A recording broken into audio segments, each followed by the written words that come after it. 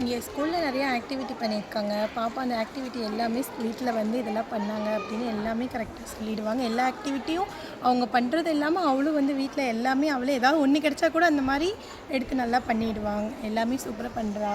இப்போவே நல்லா பென் பிடிச்சி நல்லா எழுதுறா. ஸ்நாக்ஸும் டெய்லி அம்மா அது கொடுத்தாங்க, பால் கொடுத்தாங்க, பிஸ்கெட் கொடுத்தாங்க, சுண்டல் கொடுத்தாங்க, எல்லாமே வந்து வீட்டில் சொல்லுவாள்.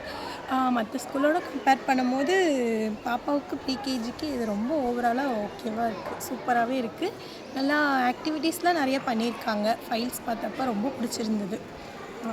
தேங்க்யூ. ப்ரீகேஜி படிக்கிறாங்க. என்னோடய 2 கிட்ஸுமே இங்கே தான் ப்ரீகேஜி படிச்சுட்ருக்காங்க. ஸோ நான் விஜயதசமியில் தான் அட்மிஷன் போட்டிருந்தேன். ஆட் பார்த்து தான் இங்கே வந்திருந்தேன். ஆஃப்டர் ஸ்கூல் ஜாயினிங்க்கு அப்புறமும் வந்து பார்த்திங்கன்னா என்னோடய கிட்ஸோட ஹேபிட்ஸு, மேனர்ஸ் எல்லாமே சேஞ்சஸ் ஆகிருக்கு. எல்லாமே டெவலப் பண்ணி கொடுத்துருக்காங்க.